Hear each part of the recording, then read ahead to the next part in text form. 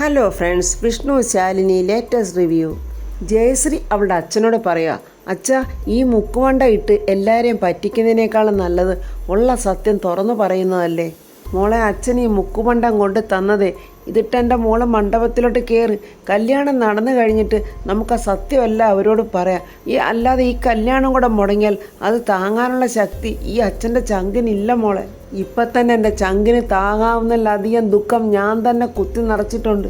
എൻ്റെ അച്ഛൻ ഒന്നും സംഭവിക്കില്ല അച്ഛാ. വേണമെങ്കിൽ ഈ മുക്കുമണ്ട ഇട്ട് നമുക്ക് കല്യാണം നടത്താം. പക്ഷേ അത് വേണ്ടച്ച, അത് വിശ്വാസവഞ്ചനയാണ്. അപ്പോൾ പിന്നെ നമ്മൾ കാണിക്കുന്ന ഈ ആത്മാർത്ഥത അത് മനസ്സിലാക്കാൻ എന്നെ വിവാഹം കഴിക്കാൻ പോകുന്ന ആളിന് ഉണ്ടാവണ്ടേ? ജീവിതമെന്ന് പറയുന്നത് തന്നെ പരസ്പര വിശ്വാസമല്ലേച്ച.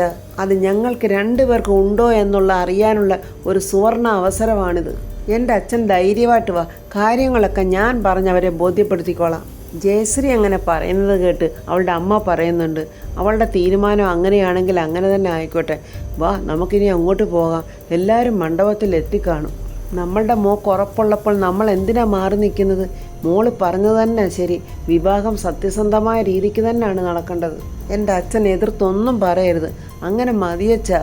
കഴുത്തിലും കാതിലും കയ്യിലും ഒക്കെ പൊന്നണിയിച്ച് മകളെ വിവാഹ മണ്ഡപത്തിൽ കൈപിടിച്ച് കയറ്റണമെന്ന് ആശിച്ച ആ അച്ഛന് അത് പറ്റാത്തതിൽ വളരെ സങ്കടമുണ്ട്. മോളുടെ കഴുത്തും കാതിലും ഒക്കെ ഇങ്ങനെ നോക്കി ആ അച്ഛൻ വിതുമ്പുന്നുണ്ട്. ചന്ദ്രബോസ് വിഷ്ണുവിനെ ജയിലഴിക്കുള്ളിലാക്കി കഴിഞ്ഞു. വിഷ്ണു അതിൽ അങ്ങോട്ടും ഇങ്ങോട്ടും നടന്നിങ്ങനെ ഓരോന്നും ആലോചിക്കുവാണ്. ചന്ദ്രബോസ് പറഞ്ഞത് കാണാതെ പോയ സ്വർണം കിട്ടിയത് ഈ മുറ്റത്തുനിന്ന, അതായത് ആ സ്വർണത്തിൻ്റെ കൂടെയുള്ള ഒരു മാല. അപ്പോൾ ബാക്കി സ്വർണ്ണം ഇവിടെ തന്നെ ഉണ്ട്. വിഷ്ണുവിൻ്റെ ചെവിയിൽ വന്ന് രാഘവേട്ടൻ എന്ന് പറഞ്ഞ കാര്യം വിഷ്ണു ഓർക്കുവാണ്.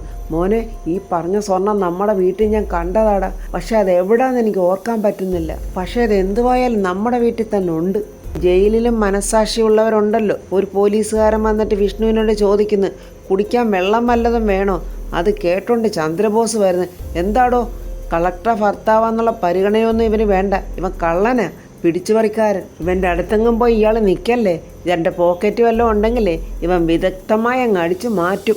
എത്രത്തോളം വിഷ്ണുവിനെ അപമാനിക്കുക, അതാണ് ചന്ദ്രബോസിൻ്റെ ലക്ഷ്യം. ഇത് എങ്ങനെ ഒപ്പിക്കുന്നടാ? നിനക്ക് വല്ല ട്രെയിനിങ്ങും കിട്ടിയിട്ടുണ്ടോ?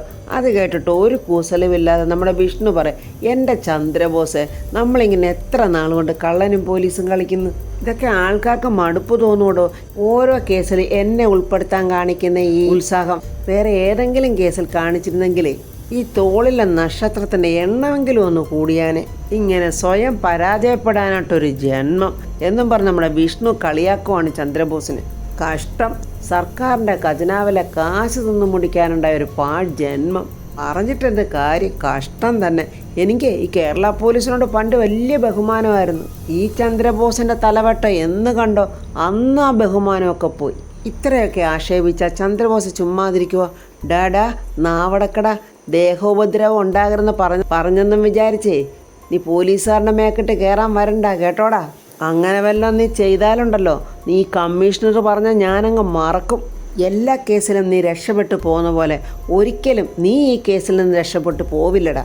നിനക്കറിയാവോടാ, അമ്മാതിരിയുള്ള പൂട്ടാടാ നിനക്ക് വേണ്ടി ഞാനവിടെ ഒരുക്കി വെച്ചിരിക്കുന്നത്. ചന്ദ്രബോസേ, ഏത് പൂട്ടും തുറക്കാൻ പറ്റുന്ന താക്കോലും കണ്ടോണ്ടാ ഞാൻ ഇതിനകത്ത് ഇങ്ങനെ കിടക്കുന്നത്. താൻ വേണമെങ്കിൽ ശ്രമിച്ചോടോ, ഇതിൽ നിന്നും ഞാൻ രക്ഷപ്പെടും. തനിക്കുള്ള പണി ഞാൻ തന്നിട്ടേ പുഷ്പം പോലെ ഈ വിഷ്ണു തൻ്റെ മുന്നിൽ കൂടെ ഇറങ്ങി പോവുകയും ചെയ്യും. നിൻ്റെ കളക്ടർ ഫാരിയുടെ അധികാരം വെച്ചിട്ടാണെങ്കിലേ അതിനുള്ള പരിഹാരമൊക്കെ ഞാൻ കണ്ടുവച്ചിട്ടുണ്ടടാ. എടാ, ഭർത്താവാണെങ്കിലും ഒരു കള്ളനെ രക്ഷിക്കാൻ വേണ്ടി അവരവരുടെ അധികാരം ഉപയോഗിച്ചാൽ അവർക്കെതിരെ നീങ്ങാനുള്ള സകല ആയുധങ്ങളും തേച്ച് മിനുക്കി വെച്ചിട്ടാടാ ചന്ദ്രബോസ് ഇവിടെ നിൽക്കുന്നത്. എടാ, നിനക്കറിയാവോടാ, ഇതെൻ്റെ പ്രസ്റ്റേജ് ഇഷ്യൂ ആയിട്ട് മാറിയിരിക്കുക. നീ കുറച്ചു മുമ്പ് പറഞ്ഞില്ലേ ഒരു കള്ളനും പോലീസും കളി? എല്ലാ കളിയിലും പോലീസ് തോക്കുകയും കള്ളൻ ജയിക്കുകയാണ് ചെയ്തിട്ടുള്ളത്. പക്ഷെ ഈ കളിയിൽ കള്ളൻ തോക്കുക മാത്രമല്ല, കള്ളനെ അകത്താക്കാനുള്ള വകുപ്പും അണിയറയിൽ ഞാൻ ഒരുക്കി വെച്ചിട്ടുണ്ടടാ. നീ ഇനി എന്നും ജയിലിനകത്ത് തന്നെടാ. എൻ്റെ ബോസാറെ, ഇതൊക്കെ വെറും മാനസിക വിഭ്രാന്തി അല്ലയോ? ഒരിക്കലും നടക്കാത്ത കാര്യം അത് നടക്കുമെന്നിങ്ങനെ ആഗ്രഹിച്ചിട്ട് അതിനു വേണ്ടി ഇങ്ങനെ പ്രയത്നിക്കുക. എന്നിട്ട് കഴിവില്ലെങ്കിലും അത് മറ്റുള്ളവർക്ക് മുമ്പിൽ അത് അംഗീകരിച്ച് തരാൻ പറ്റാത്ത ഒരു ചൊരുക്ക്. അത്രേ ഉള്ളൂ സാറിൻ്റെ പ്രശ്നം. ഈ പരാജയം ഏറ്റുവാങ്ങുന്നവൻ്റെ മുറവിളി. ഇതൊക്കെ കാണുമ്പോൾ എനിക്ക് അങ്ങനെയൊക്കെ പറയാൻ തോന്നത്തുള്ളൂ. എൻ്റെ ബോസേ, എനിക്ക് ബോസിനോട് നല്ല സഹതാപമുണ്ട് കേട്ടോ. തന്നെ സഹിക്കുന്ന പോലീസുകാരെ കാണുമ്പോഴാണ് എനിക്ക് പിന്നെയും പ്രയാസം. വേറെ പ്രയോജനമൊന്നുമില്ലല്ലോ. എങ്കിൽ നീ മനസ്സിലെണ്ണിക്കോടാ വിഷ്ണു, ഈ കേസിൽ നിന്നെ ഞാൻ 14 ദിവസം റിമാൻഡിൽ വാങ്ങിക്കൂടാ. അതിനുള്ള വകുപ്പുകളൊക്കെ ഞാൻ ഈ കേസിൽ എഴുതി ചേർത്തിട്ടുമുണ്ട്. അപ്പോൾ ഞാൻ ആത്മാർത്ഥമായിട്ടൊരു ചോദ്യം ചോദിച്ചോട്ടെ, അങ്ങനെ സാധിച്ചില്ലെങ്കിൽ നിങ്ങൾ ഈ ജോലി രാജിവെക്കുമോ? ഇങ്ങനൊരു ഊരാക്കുടുക്ക് ചോദ്യം ഇവൻ ചോദിക്കുമെന്ന് നമ്മുടെ ചന്ദ്രബോസ് മനസ്സിൽ പോലും കരുതിയില്ല. ചന്ദ്രബോസ് ഇങ്ങനെ മിണ്ടാതെ നിൽക്കുന്ന കണ്ട് വിഷ്ണു പറ സാറേ, ഈ പോലീസുകാർ ചുറ്റി നിൽക്കുന്നുണ്ടല്ലോ, അവരുടെ മുന്നിൽ വെച്ച് പറ സാറേ. എടോ, തനിക്ക് വാശിയുണ്ടെങ്കിൽ അന്തസ്സായിട്ട് പറയടോ, രാജിവെക്കുമെന്ന്. ചന്ദ്രബോസ് ഇങ്ങനെ മൃഗസ്യാന്ന് പറഞ്ഞ് നിൽക്കുക. അത് കണ്ടോണ്ട് വിഷ്ണു അങ്ങ് പൊട്ടിച്ചിരിക്കുക. അപ്പം സംഗതി ഉറപ്പില്ലല്ലേ? എന്താടാ നീ എന്നെ പെടുത്താൻ നോക്കുവാണ്ടാ? അങ്ങനൊന്നുമല്ല, നിങ്ങളുടെ ചങ്കൂറ്റമൊന്ന് അളക്കാൻ ഞാൻ നോക്കിയതാ. വെറും വട്ട പൂജിവ സാറേ നിങ്ങൾ. അതിന് ഇംഗ്ലീഷിലൊന്ന് പറയുമല്ലോ, ബിഗ് സീറോ. ചന്ദ്രബോസേ, നിനക്ക് നല്ലതുപോലെ അറിയാം നിൻ്റെ ഈ ജോലി നഷ്ടപ്പെട്ട് കഴിഞ്ഞാലേ തെരുവ് നായേക്കാ കഷ്ടമാണ് നിൻ്റെ ജീവിതമെന്ന്.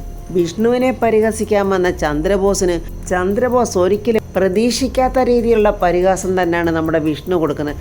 സഹി കെട്ട് പെട്ട ചന്ദ്രബോസ്, എന്താ പാടാ നിനക്ക് എന്നും പറഞ്ഞ ജയിലഴിക്കുള്ളിയുടെ കൈ ഷർട്ടിൻ്റെ കോളറെ പിടിക്കുമ്പോൾ അടുത്ത് നിൽക്കുന്ന പോലീസുകാരൻ പറഞ്ഞു, സാറേ കമ്മീഷണർ വിളിച്ചിരുന്നു, ദേഹോപദ്രവമൊന്നും പാടില്ലെന്ന്. പെട്ടെന്ന് ചന്ദ്രബോസ് കൈ അങ്ങെടുക്കുവാണ്. വിഷ്ണു ചിരിച്ചോണ്ട് പറയുക, ചന്ദ്രബോസേ, വിഷ്ണുവിന് ഒറ്റ വാക്കേ ഉള്ളൂ, ഒറ്റ തന്തയും. നിനക്കെന്നെ ഈ സെല്ലിൽ വെച്ച് ഒന്നും ചെയ്യാൻ പറ്റില്ല ചന്ദ്രബോസേ. അങ്ങനെ നീ എന്തെങ്കിലും ചെയ്ത് കാണിച്ചാൽ ഞാൻ നിനക്ക് ക്ഷൗരം ചെയ്തു തരാം അവിടെ. ഇത്ര ചങ്കൂറ്റത്തോടെ പറയാൻ തനിക്ക് സാധിക്കത്തില്ലടോ. കാരണം വിഷ്ണു ആണാണ്, നല്ല ഒന്നാന്തരം ആണ്. നമുക്ക് കാണാടാ, നമുക്ക് കാണണം എന്നും പറഞ്ഞ് ചിരിക്കുമ്പോൾ പെട്ടെന്ന് വീണ്ടും അവൻ അതുപോലെ ഷർട്ടിൻ്റെ കോളറെ പിടിക്കുമ്പോൾ ആ പോലീസുകാരനടുത്തു നിന്ന് പറയാം, സാറേ കമ്മീഷണർ പോടാ അവിടെ നിന്ന്, തൻ്റെ ഒരു കമ്മീഷണർ എന്നും പറഞ്ഞ് പെട്ടെന്ന് കൈ വിടുന്നുണ്ട്. എന്നിട്ട് ചന്ദ്രബോസ് അവൻ്റെ ദേഷ്യം ആ ഭിത്തിക്കൊരിടി ഇടിച്ചിട്ട് പോവുകയാണ്. ജയശ്രീയുടെ കല്യാണ മണ്ഡപത്തിൽ വരൻ്റെ ആൾക്കാരും ഒക്കെ എത്തിയിട്ടുണ്ട്. പൂമാലയും പൂച്ചെണ്ടും വിവാഹം നടത്തുന്ന പൂജാരിയൊക്കെ വന്നിട്ടുണ്ട്. ചെറുക്കൻ്റെ കൂട്ടത്തിൽ വന്ന 2 പെണ്ണുങ്ങൾ പറയുന്നുണ്ട്, ആൾക്കാർ വളരെ കുറവാണല്ലോ, എന്താ? ആർക്കറിയാം, എന്തോ രഹസ്യമുണ്ട്. ചെറുക്കൻ്റെ അമ്മ നല്ല പട്ടുവസ്ത്രവും നിറയെ ആഭരണങ്ങളും ഒക്കെ അണിഞ്ഞ് അങ്ങോട്ട് വരുന്നുണ്ട്. സംസാരിച്ചുകൊണ്ടിരിക്കുന്ന പെണ്ണുങ്ങളുടെ അടുത്ത് വന്നിട്ട് അവർ ചോദിക്കുന്നു, എന്തുവാ നിങ്ങൾ അടക്കത്തിൽ പറഞ്ഞത്? ഞാൻ ഉടുത്തിരിക്കുന്ന സാരിയെക്കുറിച്ചാണോ? അയ്യോ അതല്ല ചേച്ചി, ഹേമേടത്തി ചോദിക്കുമായിരുന്നു, കല്യാണത്തിന് വലിയ ആളൊന്നും ഇല്ലല്ലോ എന്ന്. നമ്മൾ ആരെയും വിളിച്ചില്ലയോ എന്നാണ് ചോദിക്കുന്നത്. അതെന്തൊരു വർത്തമാനം ഹേമേ നീ പറയുന്നത്? എൻ്റെ ഒരേ ഒരു മകൻ്റെ കല്യാണമായത്. നമ്മുടെ ബന്ധക്കാരുടെ വലുപ്പത്തെക്കുറിച്ചൊക്കെ അറിയാവുന്ന നീ തന്നെയാണോ ഇങ്ങനെയൊക്കെ പറയുന്നത്? കല്യാണമൊക്കെ അങ്ങ് ഉത്രാട ഹോളിലല്ലേ, ഇതിവിടെ വെറും ഒരു ചടങ്ങ് മാത്രമാണ്. ഈ ക്ഷേത്രത്തിൽ വെച്ച് ഇവൻ്റെ കല്യാണം നടത്താവുന്ന ഇവൻ്റെ അച്ചമ്മ നേർന്ന നേർച്ചയാണ്. അത് നടത്താതിരിക്കാൻ പറ്റുമോ? ഇനി നടത്താതിരുന്നാൽ കല്യാണം കഴിഞ്ഞ് 4ൻ്റെ അന്ന് അടിയും ഇടിയൊക്കെ ആയാൽ അന്നേരമായിരിക്കും നമ്മൾ ഓർക്കുന്നത് ഈ വഴിപാട് നടത്താത്തത് കൊണ്ടാണ്. എന്തായാലും ഒരു പരീക്ഷണം വേണ്ട, കല്യാണമല്ലേ, അതുകൊണ്ട് ആ ചടങ്ങ് ഇവിടെ വെച്ച് നടത്തിവെച്ച് അങ്ങ് ഹാളിലോട്ട് പോകാമെന്ന് വിചാരിച്ചു. വിവാഹം നടത്താൻ വന്ന പൂജാരി പറയുന്നു, അഷ്ടമംഗല്യ താലം കൊടുത്ത് പെൺകുട്ടിയെ വിളിക്കൂ, അതിനു മുൻപായിട്ട് വരനെ വിളിച്ച് ഇങ്ങോട്ട് ഇരുത്തുക, മോനെ അങ്ങോട്ട് ഇരിക്കി എന്നും പറഞ്ഞ് അവൻ്റെ അച്ഛനും അമ്മയും അവനെ അവിടെ പിടിച്ചിരുത്തുന്നുണ്ട്. അന്നവരോട് ചെറുക്കൻ്റെ അമ്മ പറയുന്നു, മോൻ ഇഷ്ടപ്പെട്ട കല്യാണമാണ്, പിന്നെ നമ്മൾ ആവശ്യപ്പെട്ടതൊക്കെ അവർ തരാമെന്ന് പറഞ്ഞിട്ടുണ്ട്, പിന്നെ ഞാനായിട്ട് എന്തിനാ അവൻ്റെ ഇഷ്ടത്തിന് എതിര് നിൽക്കുന്നത്? അങ്ങനെ ഞാനും അങ്ങ് സമ്മതിച്ചു. അപ്പോഴങ്ങോട്ട് ജയശ്രീയും കൊണ്ട് അവരുടെ അച്ഛനും അമ്മയും അവരുടെ ആൾക്കാരെല്ലാവരും കൂടെ അങ്ങോട്ട് വരുന്നുണ്ട്. ജയശ്രീ അങ്ങനെ അടുത്തോട്ട് നടന്നു വരുമ്പോൾ ചെറുക്കൻ്റെ അമ്മയും ചെറുക്കനും അവൻ്റെ അച്ഛനും എല്ലാം ജയശ്രീയുടെ കാതിലും കഴുത്തിലും ഒക്കെയാണ് നോക്കുന്നത്. ഒന്നും സ്വർണ്ണാഭരണങ്ങളൊന്നും ഇല്ലാതാണല്ലോ വരുന്നത്. ദേഷ്യത്തോടെ ചെറുക്കൻ്റെ അമ്മ ജയശ്രീ ഇങ്ങനെ അടിമുടി ഒന്ന് നോക്കുന്നുണ്ട്. കല്യാണ മണ്ഡപത്തിലിരിക്കുന്ന ചെറുക്കനും അവൻ്റെ അച്ഛനുമൊക്കെ മുഖം അങ്ങ് വാടിപ്പോയി. സ്വർണ്ണാഭരണ ഭൂഷിതയായി പെണ്ണ് വരുമെന്നാണ് അവർ കരുതിയിരുന്നത്. പക്ഷേ അങ്ങനല്ല, നല്ല പട്ടുസാരിയൊക്കെ ഉടുത്ത് നല്ല സുന്ദരിയായിട്ടാണ് ജയശ്രീ വന്നിരിക്കുന്നത്. പക്ഷേ കാതിലും കഴുത്തിലും കയ്യിലും ഒന്നും ഇല്ലെന്ന് മാത്രം. ഏത് ഫംഗ്ഷനായാലും എവിടെ ആയാലും കുറേ ഏഷണി പറയാൻ കുറേ പെണ്ണുങ്ങൾ വരുമല്ലോ. അതിലൊരു ഏഷണിക്കാരി ചോദിക്കുന്ന ചെറുക്കൻ്റെ അമ്മയോട്, വല്ല അനാഥാലയത്തിൽ നിന്നാണോ പെണ്ണിനെ എടുത്തിരിക്കുന്നത്? പെണ്ണിൻ്റെ കാതിലും കഴുത്തിലും ഒന്നും കാണുന്നില്ലല്ലോ. മോങ്ങാനിരുന്ന നായയുടെ തലയിൽ തേങ്ങ വീണ കഥ പറഞ്ഞ പോലെ ആയിപ്പോയി. ചെറുക്കൻ്റെ അമ്മ ഇങ്ങനെ വഴക്കിനായിട്ട് ദീക്ഷിച്ച് നിൽക്കുമ്പോഴാണ് ആ ഏഷണി മൂത്ത പെണ്ണുമ്പിളുടെ ആ വർത്തമാനം. പൂജാരി ചോദിക്കുന്നു, പെൺകുട്ടിയുടെ അച്ഛനാരാ? ഞാനാ? എങ്കിൽ മണ്ഡപത്തിലോട്ടൊന്ന് കയറി നിന്നേ. കയറാൻ വരട്ടെ. എന്താ ലക്ഷ്മണൻ പിള്ള ഈ കാണിച്ചിരിക്കുന്നത്? പെണ്ണിൻ്റെ കാതിലും കഴുത്തിലും ഒന്നും ഇല്ലല്ലോ. പറഞ്ഞുറപ്പിച്ച സ്വർണ്ണമൊന്നും ഇല്ലാതാണോ ഇങ്ങോട്ട് പോന്നിരിക്കുന്നത്? പെൺകുട്ടിയുടെ അച്ഛൻ വളരെ ദയനീയമായിട്ടാണ് പറയുന്നത്. പത്മാവതി അമ്മേ, കാര്യങ്ങളൊക്കെ വിനീതിനോട് പറഞ്ഞു ധരിപ്പിച്ചിട്ടുള്ളതാ. കല്യാണത്തിന് പറഞ്ഞുറപ്പിച്ച പോലെ കൃത്യമായിട്ട് 1 ഗ്രാം പോലും കുറയാതെ എല്ലാം ഞങ്ങൾ വാങ്ങിയതുമാണ്. പക്ഷേ കഷ്ടകാലമെന്ന് പറയട്ടെ, അത് നഷ്ടപ്പെട്ടു പോയി. പോലീസുകാർ 2 ദിവസത്തിനകം സ്വർണം കണ്ടെത്തി തരാമെന്ന് പറഞ്ഞിട്ടുമുണ്ട്. അത് കിട്ടിയാലുടനെ ആ നിമിഷം തന്നെ ഞാൻ പത്മാവതി അമ്മയുടെ കയ്യിൽ കൊണ്ട് എത്തിക്കാം. ഇതൊരുമാതിരി നാണം കെട്ട ഏർപ്പാടായിപ്പോയല്ലോ ലക്ഷ്മണൻ പിള്ളേ. പറഞ്ഞുറപ്പിച്ച സ്വർണവുമില്ല, പിന്നെ യാതൊരു ഉളുപ്പുമില്ലാതെ ഏതർത്ഥത്തിലാണ് ലക്ഷ്മണൻ പിള്ളേ നിങ്ങൾ ഇവളെയും കൊണ്ട് ഇങ്ങോട്ട് വന്നത്? എങ്ങനെയായാലും ആളെ പറ്റിച്ച് കല്യാണം നടത്തിയാൽ മതിയെന്ന് വിചാരിച്ച് വന്നതായിരിക്കും. ഇവളുടെ പ്രായം അതല്ലേ? അതുപോലെയാണോ ലക്ഷ്മണൻ പിള്ളേ നിങ്ങൾ? വിളിച്ചപ്പോൾ തന്നെ ചാടി ഓടി വന്നല്ലോ പെണ്ണിൻ്റെ കൈയും പിടിച്ച് കൊടുക്കാനായിട്ട്. ഇങ്ങനെ ഒരു വിഷയമുണ്ടെന്ന് ഇവിടെ വന്നിട്ട് തനിക്ക് എന്നെ വിളിച്ചെന്ന് പറയാൻ വയ്യായിരുന്നു? ഞാൻ എൻ്റെ മകനെ പിന്നെ ഇങ്ങനെ വേഷം കെട്ടി ഇവിടെ നിർത്തുമായിരുന്നോ? ഞാൻ പറഞ്ഞില്ലേ പത്മാവതി അമ്മേ, എൻ്റെ മോള് വിളിച്ച് വിനീതിനോട് കാര്യമൊക്കെ പറഞ്ഞിട്ടുണ്ടായിരുന്നു. അത് കേട്ടപ്പോൾ വിനീത് ഒരുമാതിരി വിറയ്ക്കുന്നുണ്ട്. ആ മുഖത്ത് കള്ളലക്ഷണമാണ്. ആന്നോടാ? നീ ഇവർക്ക് വല്ല വാക്കും പറഞ്ഞായിരുന്നോടാ? വല്ല ഉറപ്പ് കൊടുത്തോടാ? ആ കള്ളച്ചെറുക്കൻ പറയുക, ഏയ് അങ്ങനെയൊന്നുമില്ല, എനിക്ക് എൻ്റെ അമ്മ പറയുന്നതേ കേൾക്കാൻ പറ്റത്തുള്ളൂ. പരമയോഗ്യനെ പോലെ ആ അമ്മമ്മ പറയുക. ഇവരൊക്കെ പറയുന്ന ഞാനെന്തിനാ അമ്മേ കേൾക്കുന്നത്? ജയശ്രീ അവൻ്റെ മുഖത്തോട്ട് സൂക്ഷിച്ചു നോക്കുന്നുണ്ട്. അവനാണെങ്കിൽ അവളെ നോക്കാനുള്ള ശക്തിയില്ല. ജയശ്രീക്കാണെങ്കിൽ അവൻ്റെ മോന്തയ്ക്ക് 2 കൊടുക്കണമെന്നുണ്ട്. പക്ഷെ അവളിങ്ങനെ പല്ല് കടിച്ച് സഹിച്ച് നിൽക്കുവാണ്. എൻ്റെ മോൻ പറഞ്ഞത് നിങ്ങളെല്ലാവരും കേട്ടല്ലോ. ഞാൻ പറയുന്നത് മാത്രമേ ഇവൻ കേൾക്കൂ. ഞാൻ എൻ്റെ മോനെ അങ്ങനെയാണ് വളർത്തിയിരിക്കുന്നത്. അതുകൊണ്ട് ഞാനൊരു തീരുമാനത്തിൽ അങ്ങ് എത്തി. അയ്യോ പത്മാവതി അമ്മേ, ദയവ് ചെയ്ത് എൻ്റെ മോളുടെ ജീവിതം ഇല്ലാതാക്കല്ലേ. 2 ദിവസത്തിനുള്ളിൽ എനിക്ക് ജീവനുണ്ടെങ്കിൽ ഞാൻ ആ സ്വർണം കൊണ്ടുവന്ന് ഇവിടെ തരും. ഞാൻ നിങ്ങളുടെ കാല് പിടിക്കുക എന്നും പറഞ്ഞ് കരഞ്ഞുകൊണ്ട് ലക്ഷ്മണൻ പിള്ള പത്മാവതിയുടെ കാലിൽ വീഴുവാണ്. അതൊരിക്കലും ജയശ്രീ പ്രതീക്ഷിച്ചില്ല. കണ്ടു നിൽക്കാനാവാതെ അവൾ ഓടി വന്ന് അച്ഛാ എന്നും പറഞ്ഞ് പിടിച്ചെഴുന്നേൽപ്പിക്കുവാണ്. ഞാൻ അപ്പോഴേ ഇവനോട് പറഞ്ഞതാ, ഈ ഗതികെട്ട ആൾക്കാരുമായിട്ട് ഒരു ബന്ധവും നമുക്ക് വേണ്ടാന്ന്. നിനക്കിപ്പോൾ തൃപ്തിയായില്ലേടാ? ഉടുതുണിക്ക് മറുതുണിയില്ലാത്തവരുമായിട്ട് ബന്ധം സ്ഥാപിച്ചാൽ പിന്നെ നമ്മുടെ തുണിയും പറിച്ചുകൊണ്ട് അവരങ്ങ് പോകും. ഇനിയെങ്കിലും നീ ഇതൊക്കെ മനസ്സിലാക്കണം. നിനക്കിനി ഈ ബന്ധം വേണോ? വേണ്ടാമേ. ആ ദ്രോഹിയുടെ വാക്ക് കേട്ട് ജയശ്രീ ഇങ്ങനെ അന്തം വിട്ട് നിൽക്കുക. അവളുടെ മുഖത്ത് പോലും ഒന്ന് നോക്കാതാവാൻ പറഞ്ഞത് എനിക്ക് വേണ്ടാമേന്ന്. എങ്കിൽ പിന്നെ നിൽക്കേണ്ട, വാടാ എന്നും പറഞ്ഞ് അവൻ്റെ കൈയും പിടിച്ചോണ്ട് അവൻ്റെ അമ്മ ഇറങ്ങുമ്പോൾ വീണ്ടും ലക്ഷ്മണൻ പിള്ള കാലേ വീഴുവാണ്. പത്മാവതി അമ്മേ, എൻ്റെ മോടെ കണ്ണുനീര് കാണാതിരിക്കല്ലേ. നിങ്ങൾ പോവല്ലേ. 2 ദിവസം മാത്രം എനിക്ക് തന്നാൽ മതി. അതിനുള്ളിൽ ഞാൻ സ്വർണം തന്നിരിക്കും. മോൾക്ക് ഇത്രയും പ്രായമായി മൂത്ത് നരച്ച് നിൽക്കുന്നിടത്ത് ഒന്നും നടക്കാത്തടത്ത് 2 ദിവസത്തിനകം തരാമെന്ന് അതെങ്ങനെ തരുമെന്നാ? നിങ്ങൾക്കൊക്കെ കാര്യം മനസ്സിലായോ? ഇയാൾ ഈ കല്യാണം നടത്തിയിട്ട് 2ാമത്തെ ദിവസം തന്നെ ഇയാളങ്ങ് തൂവും. അപ്പം ഞാനും എൻ്റെ മോനും അകത്തായിപ്പോ. ഇതാണ് ഇയാളുടെ പ്ലാൻ. അയ്യോ അങ്ങനൊന്നും അല്ല പത്മാവതി അമ്മേ. ജയശ്രീ ഒരിക്കലും പ്രതീക്ഷിച്ചില്ല ആ ചെറുക്കൻ അങ്ങനെ കാണിക്കുമെന്ന്. അവൾ ആകെ തകർന്നിങ്ങനെ നെഞ്ചു പൊട്ടി കരഞ്ഞുകൊണ്ടിടന്ന് നിൽക്കുമ്പോൾ അവൾക്ക് രക്ഷകയായി ഇതാ വരുന്നു നമ്മുടെ കളക്ടറുടെ വണ്ടി. സത്യാമ്മയും ശാലിനിയും കൂടെ ആ വണ്ടിയിൽ നിന്നിറങ്ങി സ്പീഡിൽ അങ്ങോട്ട് നടന്നു വരുവാണ്. സത്യാമ്മയുടെ കയ്യിൽ ആ ആഭരണമെല്ലാം ഇരിപ്പുണ്ട്. എടോ ലക്ഷ്മണൻ പിള്ളേ, താനിനി പൊന്നുകൊണ്ട് തുലാഭാരം തൂക്കാന്ന് പറഞ്ഞാലും തൻ്റെ മകളെ എൻ്റെ മോനിനി വേണ്ട.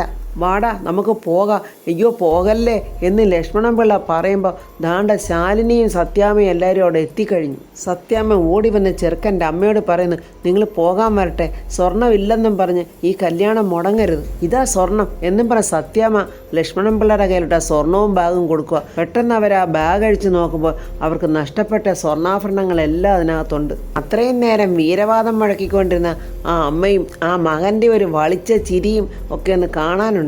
ഇവർ വാങ്ങിക്കൊണ്ടുവന്ന സ്വർണം എൻ്റെ മകൻ ഓടിച്ചിരുന്ന ഓട്ടോയിലായിരുന്നു വെച്ചിരുന്നത്. പക്ഷേ എൻ്റെ മകൻ പോലും അറിയാതെ ആ സ്വർണം എടുത്ത് വെച്ചിരുന്ന എൻ്റെ ഭർത്താവാണ്.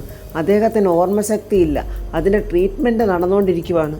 അങ്ങനെ പറ്റിപ്പോയ ഒരു അബദ്ധമാണ്. എന്നിട്ട് ലക്ഷ്മണൻ പിള്ളയും മോളെയൊക്കെ നോക്കിയിട്ട് സത്യാമ്മ പറയുന്നത്, ഇവർ പാവങ്ങളാ, ഇവർ നിരപരാധികളാണ്, ഇതിൽ കുറ്റക്കാർ ഞങ്ങളാ. ദയവ് ചെയ്ത് ഈ കല്യാണം മുടക്കരുത്. ഞങ്ങൾ മൂലമുണ്ടായ ഈ നാണക്കേടിനും ബുദ്ധിമുട്ടിനും പ്രത്യുപകാരമായി ദാണ്ട ഞങ്ങൾ 10 ലക്ഷം രൂപയും കൂടെ തരുന്നുണ്ട്.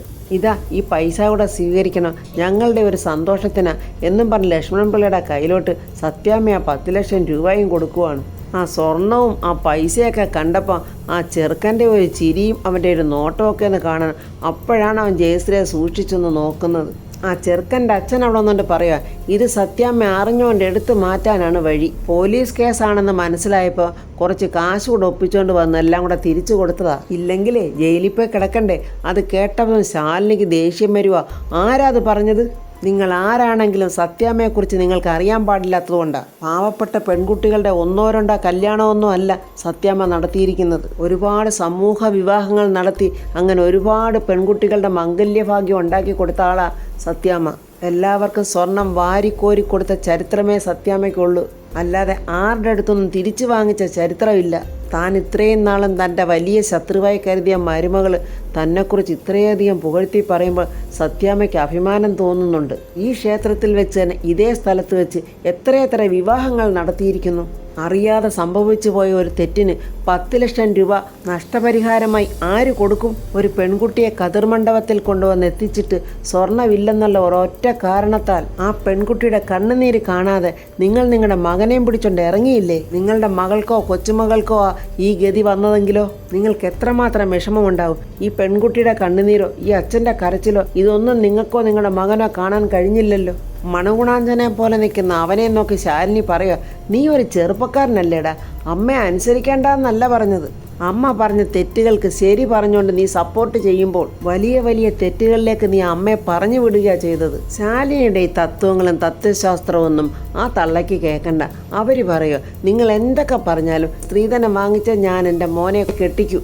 എങ്കിൽ ജില്ലാ മജിസ്ട്രേറ്റ് കൂടിയായ ജില്ലാ കളക്ടർ ശാലിനി വിഷ്ണു പറയുന്നു, സ്ത്രീധനം ആവശ്യപ്പെട്ടതിന് നിങ്ങളെ ഞാൻ അറസ്റ്റ് ചെയ്ത് ലോക്കപ്പിലിടുമെന്ന്.